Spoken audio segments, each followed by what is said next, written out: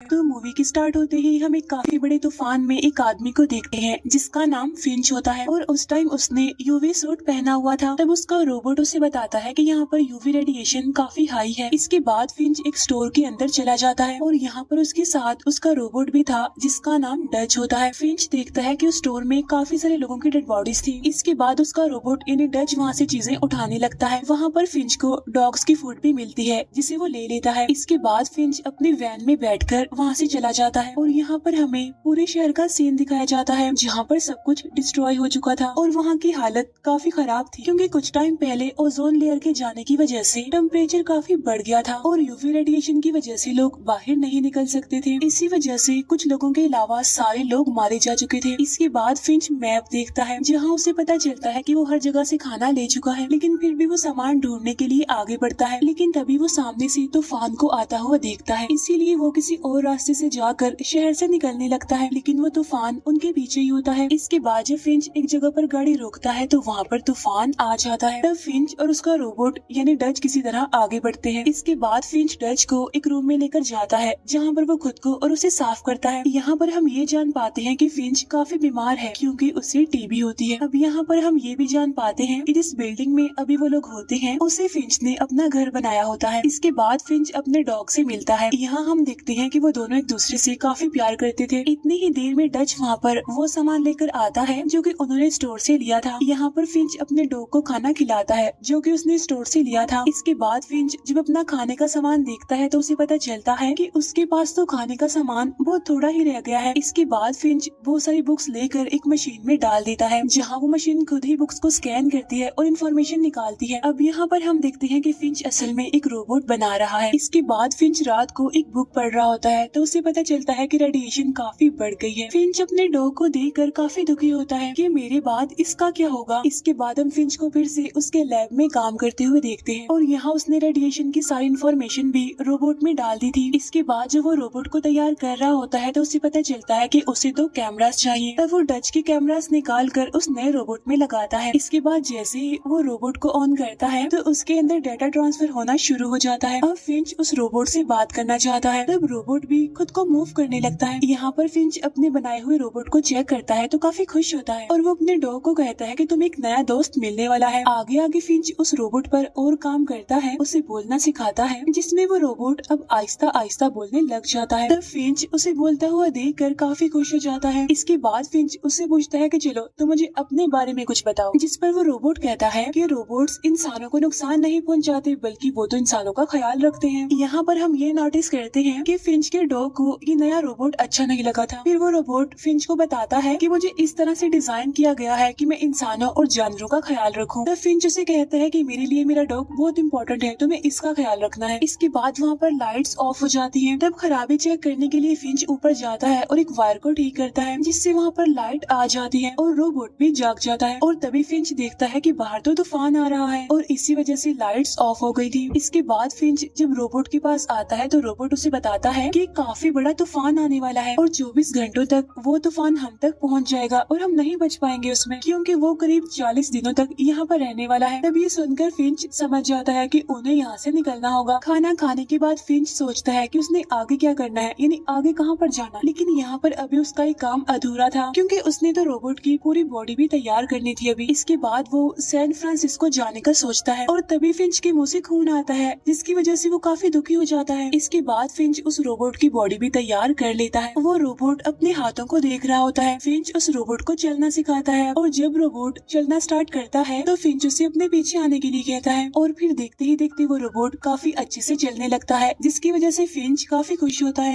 लेकिन जब फिंच का डॉग भौंकता है तो वो रोबोट नीचे गिर जाता है। इसके बाद फिंच उस जगह को छोड़ने के लिए सामान पैक करने लगता है और ऊपर वो रोबोट चलने की और भागने की प्रैक्टिस कर रहा होता है। फिंच सारा सामान पैक करने के बाद डच को अपने साथ आने के लिए कहता है, लेकिन डच में तो कैमरास ही नहीं होते इसीलिए वो देख ही नहीं सकता था, इसीलिए वो चीजों में टकरा रहा था। इसके बाद फिंच एक सीसीटीवी कैमरा से कैमरा निकालता है और उसे डच में लगाता है। इसके बाद वो लोग बस के जरिए वहाँ से निकलने वाले होते हैं और यहाँ पर वो नया रोबोट सारी चीजें सीख रहा होता है। यहाँ पर हम ये जान पाते हैं कि असल में उनकी बस यूवी रेडिएशन से बिल्कुल सेफ होती है। इसके बाद वो लोग वहाँ से निकलकर सैन फ्रांसिस्को के लिए जाने लगते हैं जहाँ पर सब कुछ डिस्ट्रॉय हो चुका था। इसके बाद वो लोग आगे बढ़ते हैं। अब नए रोबोट को सब कुछ पता रहा होता है, इसीलिए वो उन्हें रास्ता बता रहा होता है। इसके बाद वो लोग एक शहर में रुकते हैं और यहाँ पर नया रोबोट फिंच का पोस्ट कार्ड देखता है और वो फिंच को कहता है कि मुझे तुम्हारा पोस्ट कार्ड काफी पसंद आया है। तब फिंच बताता है कि पहले लोग बात करने के लिए पोस्ट कार्ड यूज करते थे। तो वो रोबोट पूछता है कि ये कार्ड तुम्हें किसने भेजा था, जिस पर फिंच कहता है कि ये मुझे मेरे अंकल ने भेजा था। इसके बाद फिंच उस रोबोट को अपने साथ आने के लिए कहता है और तब वो दोनों बाहर जाते हैं और फिर वो रोबोट को उसके सारे रूल्स बताता है, जहाँ उसने डॉग के लिए खाना ढूंढना था और उसे खिलाना भी था। इसके बाद उन लोगों को एक सिनेमा हॉल दिखता है। तब फिंच उस रोबोट को सिनेमा हॉल का डोर खोलने के लिए कहता है। तब रोबोट काफी इजीली वो दरवाजा खोल लेता है। अंदर जाकर फिंच उसे खाना ढूंढने के लिए कहता है। यहाँ पर वो रोबोट फर्स्ट टाइम खुद को देखता है। फिंच को वहाँ से थोड़ा बहुत खाना मिल जाता है, इसीलिए वो दोनों बाहर आ जाते हैं। वहाँ वो एक लोहे की चीज पर कुछ पॉपकॉर्न डालता है। हाई टेम्परेचर होने की वजह से वो पॉपकॉर्न तैयार हो जाते हैं, जिसकी वजह से वो दोनों काफी खुश होते हैं। इसके बाद उन्हें वहाँ पर तूफान आता हुआ दिखाई देता है, इसीलिए वो लोग वहाँ से निकल जाते हैं। लेकिन वो तूफान इन लोगों की तरफ ही आ रहा था। यहाँ पर फिंच समझ जाता है कि वो इस तूफान से नहीं निकल पाएंगे, इसीलिए वो अपना यूवी सूट पहनकर बाहर आता है। बस को मजबूत करने के लिए वो वहाँ पर कीले लगाने लगता है और वो रोबोट को भी ऐसा करने के लिए कहता है। यहाँ पर 3 कीले तो फिंच लगाता है और 1 कीला रोबोट लगाता है। इसके बाद फिंच जल्दी से बस में चला जाता है और अब वहाँ पर तूफान आ रहा होता है। इसके बाद रोबोट भी बस के अंदर आ जाता है। तूफान आने पर वो बस की चीजों को पकड़ लेते हैं। उनकी बस अब तूफान की लपेट में आ जाती है, इसीलिए वो हवा में उड़ने लगती है और इसी वजह से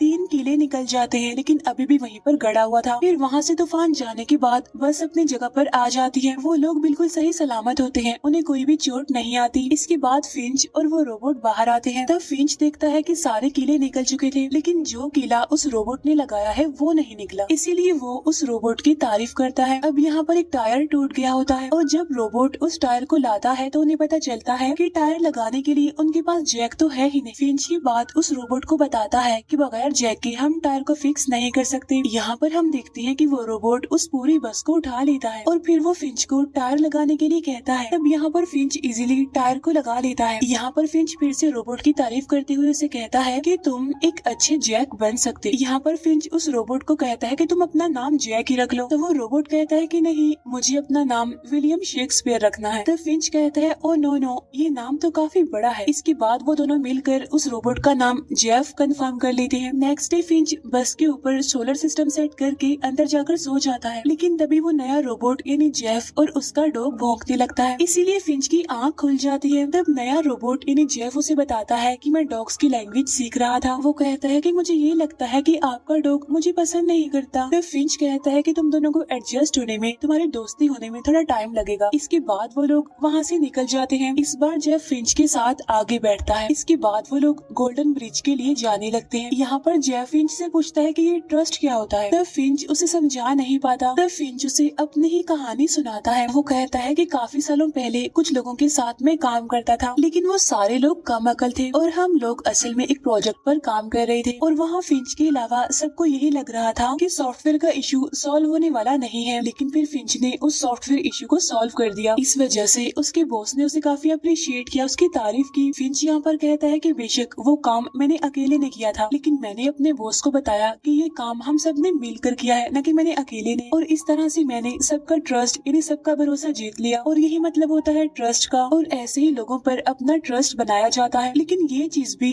जेफ को समझ नहीं आती। फिर फिंच कहता है कि ठीक है, मैं तुम्हें अब सोच कर बताऊंगा। इसके बाद वो लोग एक रेस्टोरेंट के पास आकर रुकते हैं, जहाँ पर फिंच अपने डॉग को जेफ के पास छोड़कर बाहर आता है। और जब फिंच रेस्टोरेंट के अंदर जाता है तो उसे वहाँ पर खून की उल्टी होती है। उसकी तबीयत भी काफी खराब हो रही थी, इसीलिए वो काफी दुखी था। और जब बाहर से उसके डॉग के भौंकने की आवाज आती है तो फिंच उसे लेने आता है, लेकिन फिंच जेफ को बस में ही बैठने का कहता है। यहाँ पर जेफ बस को ड्राइव करना चाहता था। रेस्टोरेंट में फिंच और उसका डॉग बातें कर रहे होते हैं, जिसमें वो अपने डॉग को उठने बैठने की मैनर सिखा रहा होता है। और बाहर जेफ ड्राइविंग की प्रैक्टिस कर रहा होता है। और जब फिंच ये देखता है तो वो भागकर बाहर आता है, लेकिन तभी जेफ उस बस को एक गाड़ी में दे मारता है। अब क्योंकि वहाँ पर धूप थी, इसीलिए फिंच वहाँ पर नहीं जा सकता था। इसके बाद वो जेफ को आवाज लगाता है और उससे पूछता है क्या तुम ड्राइव कर रहे थे, जिस पर जेफ परेशान होते हुए कहता है नहीं, मैं तो नहीं कर रहा था। इसके बाद जेफ बस में बैठकर उसे रिवर्स करता है और जब फिंच उसे रोकने के लिए चिल्लाता है तब तक जेफ दोबारा से बस को ठोक देता है। इसके बाद फिंच जेफ को बाहर बुलाता है और अपना हाथ धूप में करके उसे जलाने लगता है। और अब वो जेफ को बताता है कि मैं और मेरा डॉग धूप में नहीं आ सकते और अगर आए तो जल जाएंगे। जाएंगे। यहाँ पर फिंच जेफ पर गुस्सा करता है कि तुम्हें मैंने सिर्फ एक काम दिया था, बस का ख्याल रखने का, और तुमने वो भी ठीक से नहीं किया। फिंच उस पर काफी भड़कता है, जिसकी वजह से जेफ को काफी बुरा लगता है। इसके बाद वो लोग बस में बैठकर आगे बढ़ जाते हैं। इसके बाद फिंच जेफ को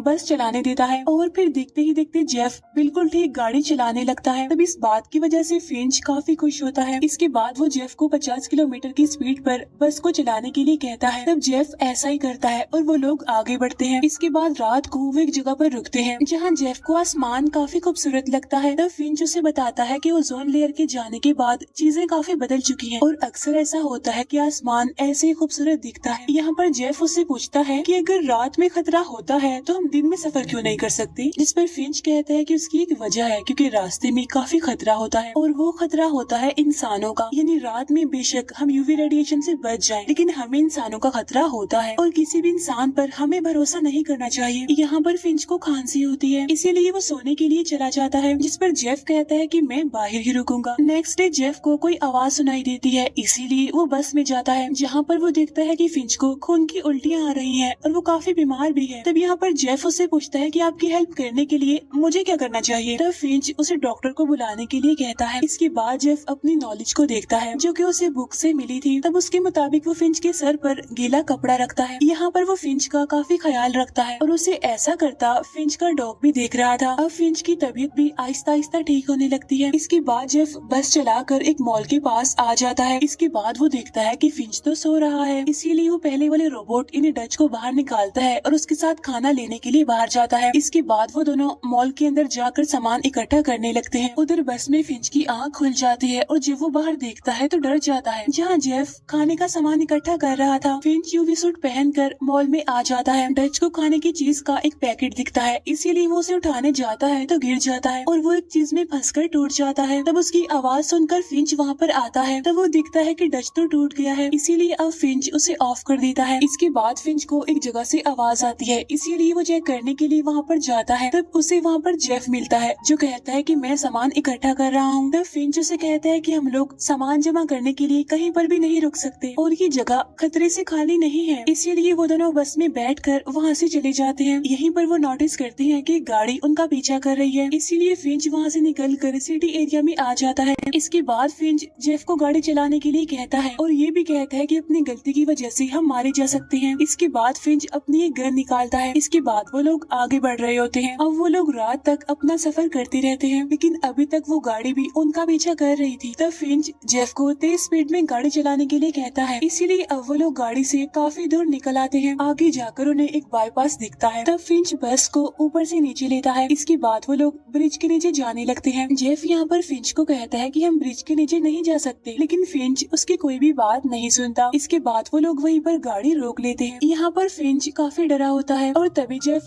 बस से बाहर आता है और वो बस को धक्का लगाता है। धक्का लगाकर वो बस को ब्रिज के नीचे ले आता है। असल में वो यहाँ पर छुपने के मकसद से आए थे और तभी वो दूसरी गाड़ी भी वहाँ पर आ जाती है। यहाँ पर फिंच उस आदमी को मारने के लिए बिल्कुल तैयार होता है अपनी गन लेकर, और जब उसे गाड़ी के वहाँ से जाने की आवाज आती है तब जाकर वो रिलैक्स होता है। इसके बाद जब फिंच बाहर आता है तो वो सोलर सिस्टम को टूटा हुआ पाता है। तब ये देखकर फिंच जेफ को कहता है कि अब मैं इसे ठीक नहीं कर सकता और ना ही हम सैन फ्रांसिस्को जा सकते हैं। तब यहाँ पर जेफ उसे तसल्ली देते हुए कहता है कि आप फिक्र मत करें, मैं ये कर लूंगा। तब फिंच उस पर गुस्सा करते हुए उसे कहता है कि तुम एक मशीन हो, तुम कोई बात नहीं समझते और ना ही समझ सकते हो। इसके बाद वो जेफ पर काफी गुस्सा भी करता है और बस के अंदर चला जाता है, लेकिन जेफ बाहर ही बारिश में भीग रहा होता है। इसके बाद जेफ फिंच के पास अंदर आकर उसे कहता है कि हम गोल्डन ब्रिज तक जा सकते हैं। तब यहाँ पर फिंच उसे एक और कहानी सुनाता है जिसमें कुछ टाइम पहले ओजोन लेयर कम होने लगी थी, जहाँ स्टार्टिंग में तो सब लोगों को यही लगा कि ठीक हो जाएगा सब कुछ, इसीलिए वो लोग घर में चुप कर ही रहने लगे। लेकिन उनमें से कुछ लोग ऐसे भी थे जिन्हें पता था कि कुछ भी ठीक नहीं होने वाला, इसीलिए वो लोग समझदारी करते हुए सामान जमा कर रहे थे और उन्हीं में से एक मैं भी था। फिंच कहता है कि जब मैं एक सुपर मार्केट से सामान जमा कर रहा था तो मुझे वहाँ पर एक छोटी बच्ची मिलती है जो कि अपनी मदर के साथ होती है। उस बच्ची की मदर ने उसे गन दी होती है और कहा होता है कि बेटा अगर तुम्हें कोई भी दिखे तो उसे शूट कर देना। तब ये देखकर मैं समझ गया कि अगर मैं उनकी हेल्प करने के लिए जाऊंगा भी तो वो मुझे मार देंगे, इसीलिए मैं वहीं पर छुपा रहा। लेकिन फिर इसके बाद उसके पास एक आदमी आया जिसके पास एक गन थी और उसने बहुत सारी गोलियां चला दी वहाँ पर। लेकिन इससे पहले कि मैं कुछ कर पाता तब तक काफी देर हो चुकी थी क्योंकि वो बच्ची और उसकी मदर मारी जा चुकी थी। लेकिन जब मैं वहाँ पर गया तो उस बच्ची का बैग हिल रहा था। तब उसे चेक करने पर मुझे ये डॉग मिला और तभी से हम एक दूसरे के साथ हैं। वो कहता है कि उस बच्ची और उसकी मदर का मैं ख्याल नहीं रख पाया, लेकिन उनके गुजर जाने के बाद मैं उनके डॉग का ख्याल आज तक रख रहा हूँ और यही वजह थी कि मैंने तुम्हें बनाया था ताकि तुम मेरे बाद मेरे डॉग का ख्याल रखो। नेक्स्ट डे वो लोग अपने सफर पर आगे बढ़ते हैं, जहाँ पर फिंच काफी बीमार होता है, इसीलिए वो रेस्ट कर रहा होता है। यहाँ पर जेफ उन्हें सैन फ्रांसिस्को लेकर जा रहा था, जिसमें वो फिंच के पोस्ट कार्ड को देखता है और उस कार्ड के पीछे डैड लिखा हुआ था, और जब वो बाकी कार्ड चेक करता है तो उस पर कुछ भी नहीं लिखा हुआ था। इसके बाद एक तितली उनकी बस से टकरा जाती है। तब ये देखकर जेफ बस को रोक देता है, क्योंकि वो तितली बाहर धूप में भी सरवाइव कर रही थी। तब ये दिखाने के लिए वो फिंच को वहाँ पर बुलाता है। इसके बाद फिंच जब अपना हाथ बाहर निकालता है धूप में तो उसे कुछ भी नहीं होता। असल में ओजोन लेयर अब वापिस आ चुकी थी, जिसकी वजह से यूवी रेडिएशन का असर भी खत्म हो चुका था। इसके बाद फिंच बाहर आता है और यहाँ पर जेफ काफी खुश होता है। फिंच सूरज को देखता है और उसकी रेस को फील करता है। इसके बाद जेफ और फिंच का डॉग भी बाहर आ जाते हैं। फिंच बाहर आकर काफी खुशी से उस जगह को देख रहा होता है और तभी उसे एक तितली दिखाई देती है जो कि उड़कर उसके हाथ पर बैठ जाती है। इसके बाद वो लोग आगे बढ़ जाते हैं। इसके बाद फिंच एक जगह पर अच्छे से ड्रेसअप होकर बाहर आता है। फिंच यहाँ पर कहता है कि जितना अच्छा मुझे आज लग रहा है इतना अच्छा मैंने कभी भी फील नहीं किया। यहाँ पर जेफ फिंच को बताता है कि कल रात मैंने एक ड्रीम देखा, जिसमें मैंने देखा कि हम लोग गोल्डन ब्रिज पर चले गए हैं। तब इस बात से फिंच काफी हैरान हो जाता है कि आखिर रोबोट ड्रीम्स कैसे देख सकते हैं, लेकिन वो इस बात से खुश होता है और वो जेफ से सॉरी बोलता है कि सॉरी मैंने तुम्हें रोबोट और मशीन बोला था। यहाँ पर जेफ फिंच को कहता है कि आपने तो मुझे बताया था कि वो पोस्ट कार्ड आपके अंकल ने आपको दिए थे, लेकिन उस पर तो डैड लिखा हुआ है। तब यहाँ पर फिंच उसे सारी बात सच बताता है कि मेरे पैदा होने से पहले ही मेरे फादर मुझे छोड़कर चले गए और मेरे फादर असल में एक इंजीनियर थे और मेरी एक बर्थडे पर वो कार्ड मुझे मेरे फादर ने दिया था। असल में मेरे फादर ने मुझे मिलने के लिए इनवाइट किया था और उनसे मिलने के लिए ही मैंने ये सूट परचेज किया था, लेकिन मैं इस सूट को कभी भी नहीं पहन पाया। तब जेफ उससे बाकी कार्ड्स के बारे में पूछता है, जिस पर फिंच कहता है कि वो मुझे पसंद आए थे, इसीलिए मैंने उन्हें रख लिया क्योंकि मैं दुनिया घूमना चाहता था,